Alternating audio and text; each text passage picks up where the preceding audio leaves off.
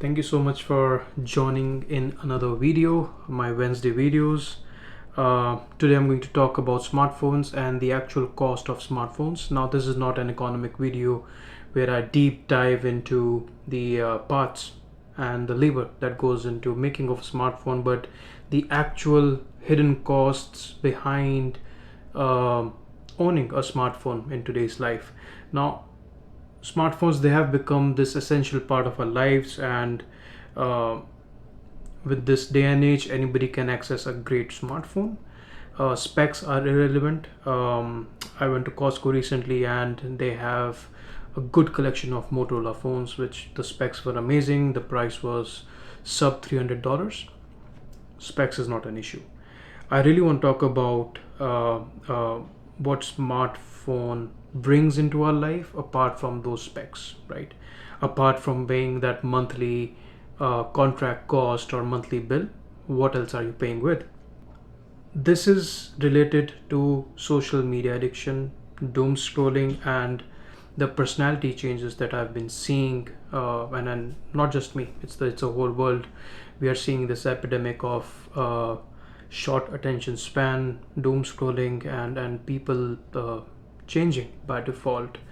Let's talk through some facts before I deep dive into the actual problem and the solution for the same. So today, 56.9% of North Americans, they have reported that they are addicted to their phones, and globally, the average usage of smartphone is around 4 hours and 37 minutes, while it has gone significantly up after pandemic to almost about 8 hours per day, which essentially has increased the average amount. um, and during pandemic, studies have found out the more distressing content you're consuming, the higher the level of anxiety and helplessness is within an individual.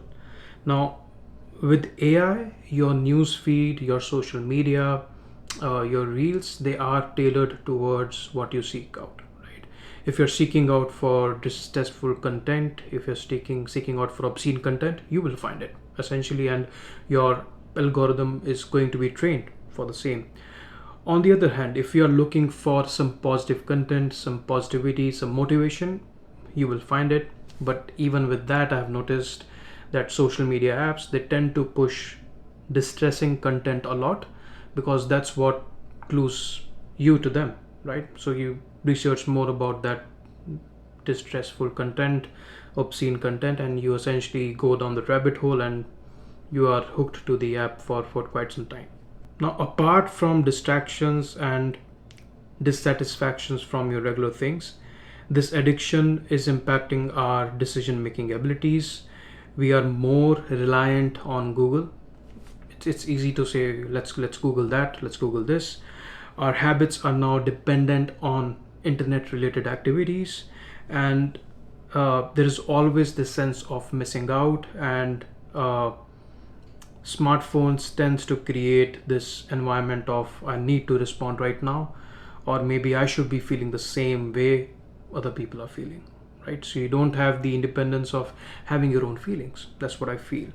And if you deep dive into the design of these apps, design of smartphones, they are made in such a way that you are made to respond immediately. Which means if you look at Instagram's UI, if you look at Facebook's UI, there's a reply section, there's a like and unlike section. They're making you respond instantly so that the algorithm is trained in the same way. Now let's talk about the solution. How do we deal with this? I am not I'm not in favor of going full monk mode, right? I'm not saying that we should be leaving social media behind, just let go of everything, become a monk. That will defeat the purpose of the technological evolution, right? As humanity, we have worked hard to achieve this, and technology should be working with us and not the other way around, right? Smartphones, they are just extension of ourselves, they're just tools and nothing else. They should be treated the same way. Now, we can start by setting some boundaries. So we can start by controlling our phones, we can start by putting some application timers, and there's another thing that we can start, which is to journal. Now, when you journal, you actually become more centered with your thoughts, more aligned with your thoughts, and that's when you don't need that instant gratification while scrolling on Instagram or Facebook or whatever, right? And a great way to initiate that thinking abilities, that imagination, is by reading some books. I will be sharing a great technique that you can use to read more books in this day and age, especially with the kind of distractions that we have. But reading books, they actually kickstart your imagination. You start imagining those characters, you start imagining those sceneries. It is important for your brain, right?